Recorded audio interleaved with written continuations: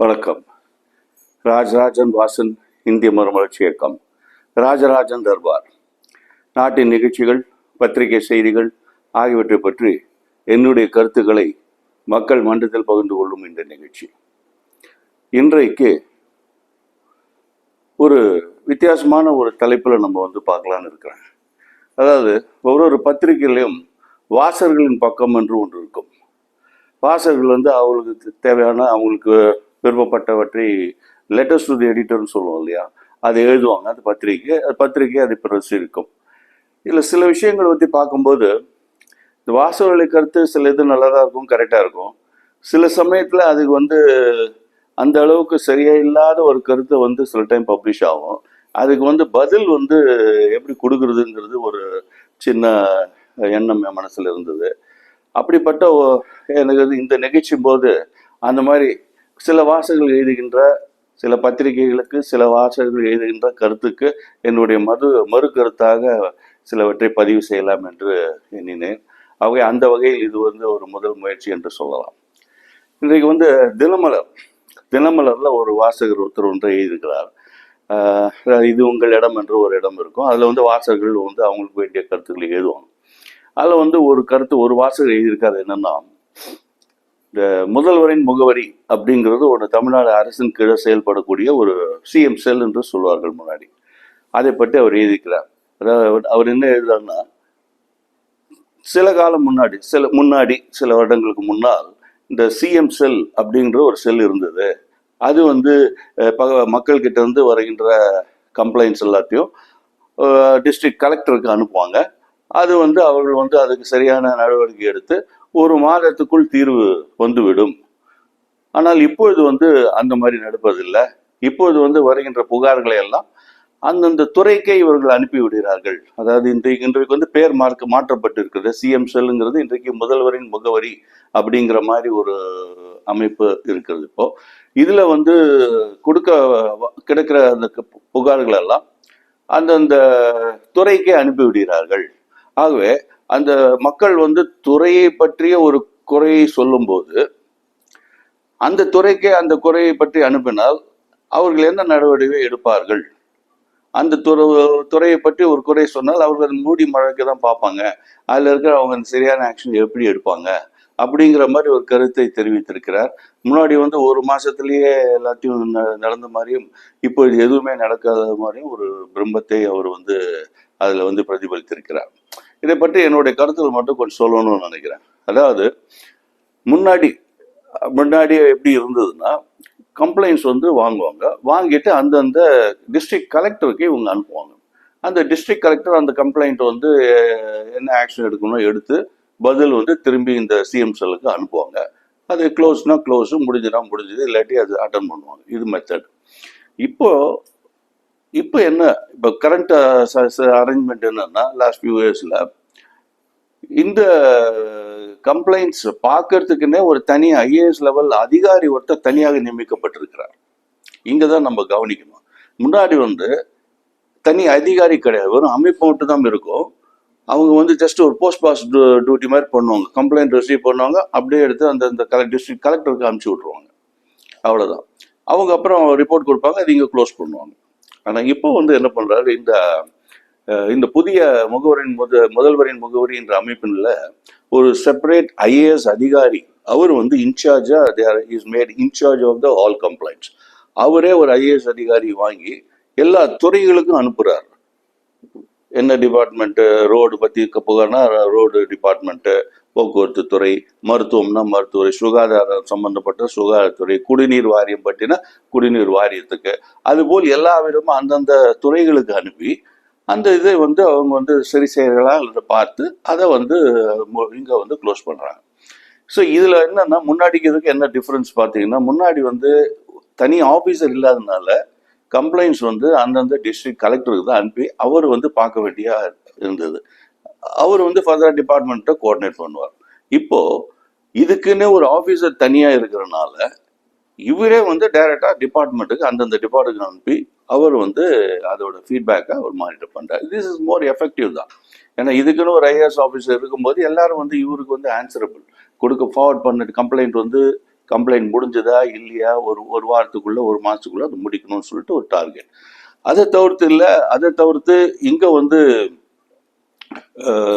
முதலமைச்சரே வந்து முன்னாடியே இருந்து அவரே வந்து மானிட்டர் பண்றார், மாசத்துக்கு ஒரு தடவை ரிவ்யூ பண்றாரு, எத்தனை கம்ப்ளைண்ட் வந்திருக்குது, எத்தனை கம்ப்ளைண்ட் முடிச்சிருக்குது என்றெல்லாம்.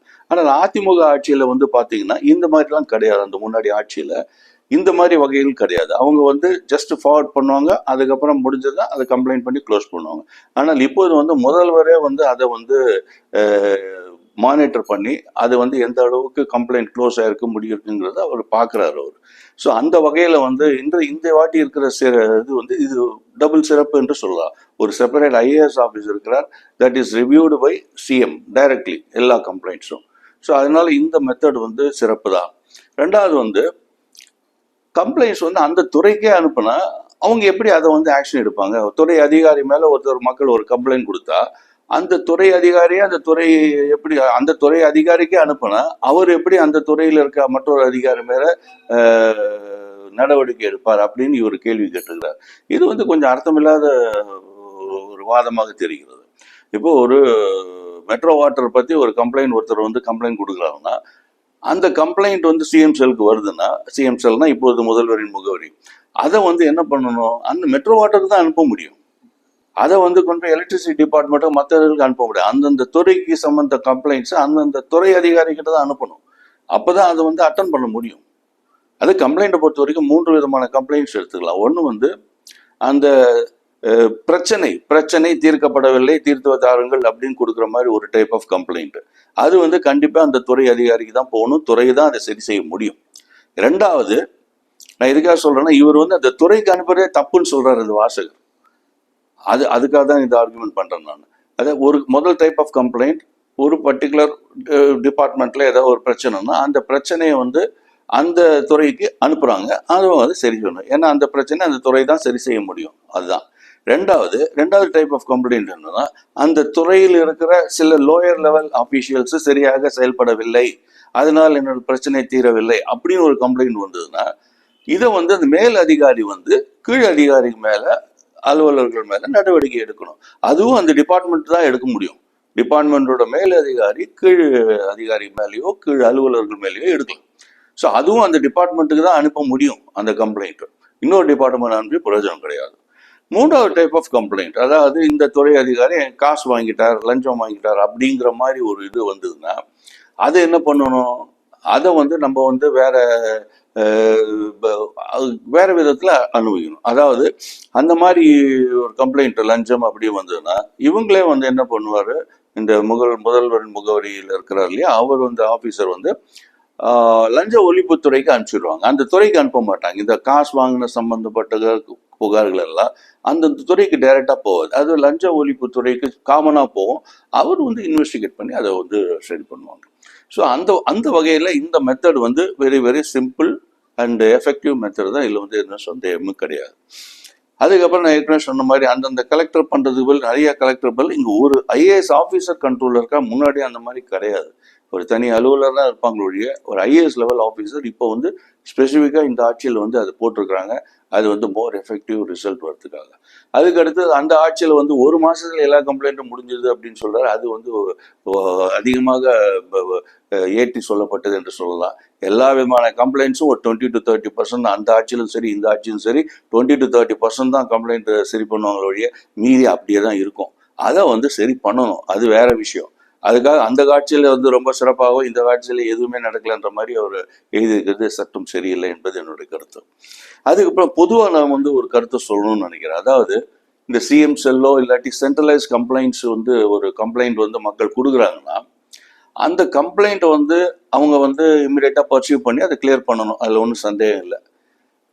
ஆனால் அந்த கம்ப்ளைண்ட்டு ஒரிஜினல் கம்ப்ளைண்ட் வந்து அந்த அந்த டிபார்ட்மெண்ட்ல மக்கள் வந்து ஏற்கனவே அதை கொடுத்துருப்பாங்க. அந்த கம்ப்ளைண்ட் இப்போ மெட்ரோ வாட்டர்ல ஒரு கம்ப்ளைண்ட் இருக்குன்னா மெட்ரோ வாட்டர்ல ஏஇ கிட்ட ஒரு கம்ப்ளைண்ட் முன்னாடியே மக்கள் வந்து கொடுத்துருப்பாங்க.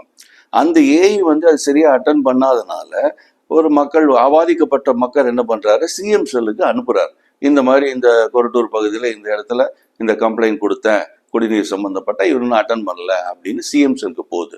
சிஎம் செல் வந்து அதை அட்டன் பண்ணி அதை வந்து அந்த ஏஇ கிட்ட பேசி அதை அட்டன் பண்ணி கொடுக்குறாங்க. இப்போ 2 விஷயம் பார்க்கணும். அதாவது சிஎம்சிலேருந்து வந்ததுனால இவங்க கம்ப்ளைண்ட் அட்டன் பண்ணி உடனே கொடுத்துட்டாங்க, அட்டன் பண்ணி முடிச்சுட்டாங்கன்னு வச்சுக்கோங்க. அப்போ என்ன ஆகுது மக்கள் நிலையில, லோயர் லெவலில் எந்த கம்ப்ளைண்ட் கொடுத்தாலும் எதுவும் நடக்காது, ஹையர் லெவலில் சிஎம் செல்லுக்கு போனால் ஒரு வாரத்தில் கம்ப்ளைண்ட்டு சரியாயிடும் அப்படிங்கிற ஒரு எண்ணம் கருத்து வந்து பரவ ஆரம்பிக்கும். அப்போ என்ன ஆகும், சாதாரண கம்ப்ளைண்ட் எல்லாம் கூட லோக்கல் ஏஐ கிட்ட கொடுக்கறதுக்கு பதிலாக டைரெக்டாக சிஎம் செல்லுக்கு அனுப்ப ஆரம்பிச்சிருவாங்க. அப்போ வந்து அதிகமான கம்ப்ளைண்ட் சிஎம் செல்லுக்கு வந்துட்டே இருக்கும் ஒழிய இது வந்து ரூட் காஸ் என்னன்னு கண்டுபிடிக்கிறதுக்கு இது வந்து சரியான வழி இருக்காது. இப்போ ஃபார் எக்ஸாம்பிள் இது எக்ஸாம்பிள் நான் சொல்லணும்னா நம்மளுடைய டெலிஃபோன் டிபார்ட்மெண்ட் எடுத்துக்கோங்களேன். டெலிஃபோன் டிபார்ட்மெண்ட்டில் ஒரு ஃபால்ட், ஒருத்தர் கம்ப்ளைண்ட் வந்து ஒரு சப்ஸ்கிரைபர் கம்ப்ளைண்ட் புக் பண்ணுறார், என் டெலிஃபோன் இத்தனை நாள் ஒர்க் பண்ணல அப்படின்னு. அந்த லைன்மேன் போய் அதை அட்டன் பண்ணணும். அவர் அட்டன் பண்ணலன்னா அவங்க சப்ஸ்கிரைபர் வந்து அடுத்த ஏஇ இல்லை டிஇ கிட்ட பேசுவார், கம்ப்ளைண்ட் கொடுப்பார். அப்போ வந்து அது சரி பண்ணலன்னா அவர் வந்து என்ன பண்ணுறாரு, ஜிஎம் டிஜிஎம் இல்லை ஜிஎம் லெவலில் ஒரு ஆஃபீஸருக்கு எழுதுறாரு, இந்த மாதிரி நான் கம்ப்ளைண்ட் புக் பண்ணேன், அட்டன் பண்ணல அப்படின்னு. அப்போ ஜிஎம் வந்து அதை இன்டர்ஃபியர் பண்ணி அந்த கம்ப்ளைண்ட்டை கீழே ஏஇ டிஇ கிட்ட பேசி அந்த கம்ப்ளைண்ட்டை சரி பண்ணி கொடுக்குறாரு. இது வந்து நல்லது தான். ஆனால் என்ன நடக்குது, ஜிஎம் கிட்ட சொன்னா ஒரு வாரத்தில் 2 நாள் அட்டன் பண்ணக்கூடிய கம்ப்ளைண்ட்டு கீழே டிஇ கிட்ட ஏஇ கிட்ட சொன்னா ஒரு மாசமாகவும் நடக்கல அப்படிங்கிற ஒரு இம்ப்ரெஷன் வெளியில போகுது. ஏஇ டிஇ கிட்ட சொல்லி ஒரு மாசமா நடக்காத கம்ப்ளைண்ட் ஜிஎம் லெவல் கிட்ட பேசின உடனே 2ஆம் நாள்ல அது அட்டன் ஆகுது. அப்படின்னா என்ன வருது, எல்லாரும் கம்ப்ளைண்ட் வந்து ஜிஎம் கிட்டே கொடுக்க ஆரம்பிப்பாங்க, ஏன்னா 2 நாள் அட்டன் ஆகுது. இது வந்து சிஸ்டத்தை சரி பண்ண உதவாது. ஜிஎம் லெவலில் என்ன பண்ணுவாங்க அப்படின்னா, ஒரு கம்ப்ளைண்ட் சப்ஸ்கிரைபர் இருந்து வந்ததுன்னா ஏற்கனவே ஒரு மாதம் முன்னாடி நான் கம்ப்ளைண்ட் பண்ணேன், ஏஇ அட்டன் பண்ணல, டி அட்டன் பண்ணல, நீங்கள் அட்டன் பண்ணுங்க, ஒரு ஜிஎம் கிட்ட வந்தா ஜிஎம் என்ன பண்ணணும், அந்த ஏஇ கிட்ட சொல்லி அதை அட்டன் பண்ணணும், நம்பர் 1. 2வது, அந்த சப்ஸ்கிரைபர் அந்த ஏஇ கிட்ட ஒரு மாசத்துக்கு முன்னாடி கொடுத்த கம்ப்ளைண்ட்டை ஏன் நீ அட்டன் பண்ணல, எந்த காரணத்துக்காக நீ ஒரு மாசம் பெண்டிங் வச்ச அப்படின்ற ஒரு கேள்வியை வந்து ஜிஎம் கேட்டு எந்த அதிகாரி, அலுவலரோ லைன்மேனோ இல்லாட்டி ஏஇயோ டிஇயோ யார் சரியா பணி செய்யலையோ அவங்க மேல ஆக்ஷன் எடுக்கணும். வெறும் கம்ப்ளைண்ட் மட்டும் அட்டன் பண்ணி கொடுத்துட்டது பிரச்சனை தீராது. கஸ்டமர் வந்து முன்னாடி சொல்லும் போது சாதாரண வகையில நார்மல் மெத்தட்ல கம்ப்ளைண்ட் ஒரு புக் பண்ணும்போது ஏன் நீங்க அதை அட்டன் பண்ணல ஒரு வாரத்துக்குள்ள அப்படின்னு ஒரு கேள்வி கேட்டு அதுக்கு அவங்ககிட்ட எக்ஸ்பிளேஷன் வாங்கி அவங்க மேல ஏதாவது தப்பு இருந்தால் அவங்க மேல நடவடிக்கை எடுக்கணும். டிபார்ட்மெண்ட் ரீதியா ஒரு மெமோவோ ஒரு இதோ கொடுத்து இனிமே வர கம்ப்ளைண்ட்டை ஒழுங்கா அட்டன் பண்றதுக்கு ஒரு வார்னிங் லெட்டர் அவங்ககிட்ட கொடுத்தா அதுக்கு அடுத்த வர 10 கம்ப்ளைண்ட் அவங்க வந்து ஒழுங்கா அட்டன் பண்ணுவாங்க. இல்லாட்டி என்ன பண்ணுவோம், எல்லா கம்ப்ளைண்ட்டும் இவங்க அட்டன் பண்ண மாட்டா மேலே ஜிஎம் கிட்ட போவோம், ஜிஎம் வந்து அங்கே சொல்லி அப்புறம் 2 நாள் கிளியர் ஆகும். ஸோ இந்த எஸ்கலேஷன் மெக்கானிசம் வந்து எஃபெக்டிவாக இருக்கணும்னா எந்த கம்ப்ளைண்ட் மேலதிகாரிக்கு வந்தாலும் சரி, மேலதிகாரி கீழ் அதிகாரியை கேள்வி கேட்கணும். அந்த கம்ப்ளைண்ட் மட்டும் அட்டன் பண்ணி கொடுத்தா பிரச்சனை இல்லை, பிரச்சனை தீராது. டெலிஃபோன் லைன் சரியாயிடுச்சு அப்படின்னு சொன்னால் முடியாது. இப்போ சரி பண்ண நீ ஏன் ஒரு மாதத்துக்கு முன்னாடி ரெகுலர் கம்ப்ளைண்ட் வரும்போது ஏன் நீ சரி பண்ணல அப்படின்னு ஒரு கேள்வி கேட்டு அவர் மேலே அவர் தவறு செய்திருந்தால் அவர் மேலே நடவடிக்கை எடுக்கணும். அப்படி ஒரு இருந்தால் தான் சிஸ்டம் சரியாகும். அதே மாதிரி தான் இங்கே வந்து நடவடிக்கை எடுக்கப்படணும்னு சொல்கிறேன். ஒரு டிபார்ட்மெண்ட்டில் மெட்ரோ வாட்டர் மேலே ஒரு கம்ப்ளைண்ட் ஒருத்தர் கொடுத்தாருன்னா, சிஎம் செல்க்கு ஒரு கம்ப்ளைண்ட் வந்ததுன்னா சிஎம் செல் அதிகாரி என்ன பண்ணணும், மெட்ரோ வாட்டர் கிட்ட அவங்களுக்கு கொஸ்டின் பண்ணணும்.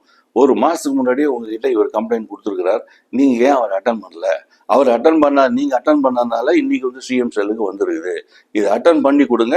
அதே சமயத்தில் யார் அதுக்கு பொறுப்பு, முன்னாடி கொடுத்த கம்ப்ளைண்ட்டை யார் அட்டன் பண்ணலை அந்த அதிகாரி மேலே நடவடிக்கை எடுங்க அப்படின்னு ஒரு மெசேஜோட இந்த சிஎம் செல்லேருந்து போச்சுன்னா அது வந்து எஃபெக்டிவாக இருக்கும். எதுக்காக நான் சொல்றேன்னா, இன்னைக்கு வந்து ஒரு மாசத்துக்கு ஒரு 10,000 கம்ப்ளைண்ட் சிஎம் செல்லுக்கு வருதுன்னு வச்சுக்கோங்க. இந்த மாதிரி நடவடிக்கை எதுவுமே கேள்வி கீழ் அதிகாரிகள் மேல, துறை அதிகாரிகள் மேல கேள்வியே கேட்காமல் அந்த 10,000 கம்ப்ளைண்ட்டை இவங்க சிஎம் செல்ல வெறும் அட்டன் மட்டும் கொடுத்தாங்கன்னா அடுத்த ஒரு மாசத்துல 1,00,000 கம்ப்ளைண்ட் சிஎம் செல்லுக்கு வரும். ஏன்னா சிஎம் செல்லுக்கு போனா உடனே நடக்குது அப்படின்னு. அது வந்து ஒரு விதத்துல சரியானாலும் சிஸ்டத்தை சரி பண்றதுக்கு அது உதவாது. இப்போ இந்த 10,000 கம்ப்ளைண்ட் சிஎம் செல்லுக்கு வந்ததுன்னா அதுல ஒரு 100 பேராவது யார் வந்து கீழ் அதிகாரி சரியாக செயல்படவில்லையோ இந்த கம்ப்ளைண்ட் சிஎம் செல்லுக்கு வருவதற்கு காரணமான நார்மல் சேனல்ல அட்டன் பண்ணாத அதிகாரிகள் யாருன்றதை கண்டுபிடிச்சு அவங்க மேல நடவடிக்கையோட அந்த கம்ப்ளைண்ட் அட்டன் பண்ணா அந்த அதிகாரி அவர்கிட்ட இருக்கிற மீதி 10 கம்ப்ளைண்ட் 100 கம்ப்ளைண்ட்டை ஒழுங்கா அட்டன் பண்ணுவார். அப்போ என்ன ஆகும், அந்த லெவல்ல கீழ் மட்டத்திலேயே மக்கள் வந்து புகார் கொடுக்கும்போது அந்த கம்ப்ளைண்ட் எல்லாம் சரியாக செயல்படும், சரியாக சரி செய்யப்படும். அதே அந்த மக்கள் வந்து சிஎம் செல்லுக்கு ரெஃபர் பண்ண வேண்டிய நெசசிட்டியே இல்லாமல் போகும். அப்போ அப்படி வரும்போது 10,000 கம்ப்ளைண்ட் இந்த மாசம் வந்தா அடுத்த மாசம் 1000 கம்ப்ளைண்ட் தான் சிஎம் செல்லுக்கு வரணும். அப்போதான் சிஎம் செல் எஃபெக்டிவா ஒர்க் பண்றதுன்னு அர்த்தம்.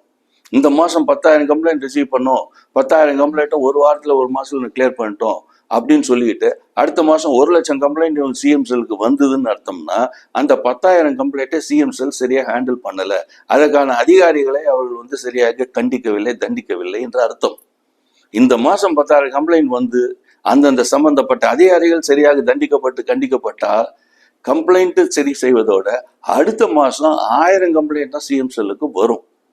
போக போக சிஎம் செல்லுக்கு வரோட கம்ப்ளைண்ட் குறைஞ்சிக்கிட்டே போகணும். அப்போதான் சிஎம் செல் எஃபெக்டிவா ஃபங்க்ஷன் பண்றதுன்னு அர்த்தம். அது எப்போ நடக்குதோ அன்னைக்கு தான் நம்மளுடைய இந்த சிஸ்டம் வந்து சரியாகும்னு அர்த்தம். ஸோ மேலே போகாமல் கீழ்மட்டத்திலேயே அந்த கம்ப்ளைண்ட்டை ஒவ்வொரு துறையிலையும் ஒரு ரெஜிஸ்டர் ஆஃபீஸும் சரி, இதில் இருக்கும் மெட்ரோ வாட்டர் சரி, ட்ரைனேஜ் போர்டு, எலக்ட்ரிசிட்டி போர்டு, எல்லா விதமான கம்ப்ளைண்ட்டும் கீழ்மட்டத்திலேயே முடிக்கப்படுகிறதா கம்ப்ளைண்ட்டு, அதை வந்து ப்ராப்பர் ரிவ்யூ அந்தந்த அதிகாரிகள் பண்ணணும். ஒரு வாரத்துக்கு மேலே வந்து கம்ப்ளைண்ட்ஸை ஏன் அட்டன் பண்ணலன்னு அந்தந்த கீழ் அதிகாரிகள் கேட்கணும்.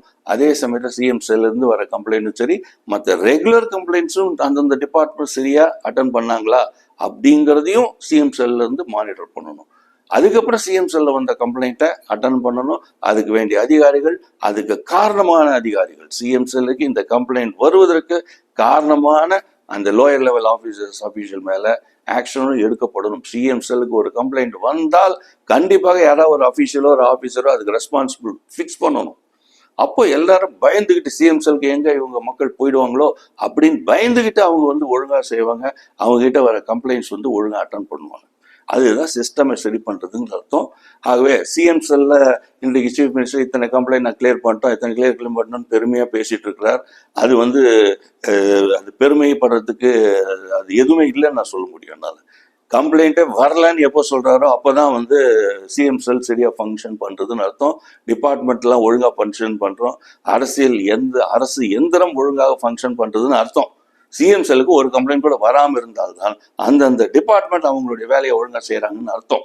சிஎம் செல்லுக்கு இத்தனை லட்சம் கம்ப்ளைண்ட் வந்து நான் எல்லாத்தையும் கிளியர் பண்ணிட்டேன்னு சொல்றதுல எந்த விதமான பெருமையும் கிடையாது. சிஎம் செல்லுக்கு ஃபங்க்ஷன் கம்ப்ளைண்ட்டே வர கம்ப்ளைண்ட் குறைஞ்சிட்டு இருக்கு அப்படின்னு ஒரு அனௌன்ஸ்மெண்ட் வந்தால் அதுதான் உண்மையான நிர்வாகம், அது அரசு எந்திரம் செயல்படுகிறது என்று அர்த்தம். இந்த கருத்துக்களோடு இன்றைய ராஜராஜன் தர்பார் நிகழ்ச்சி முடித்துக் கொள்கிறேன். நன்றி, வணக்கம். ராஜராஜன் வாசன், இந்திய மறுமலர்ச்சி இயக்கம்.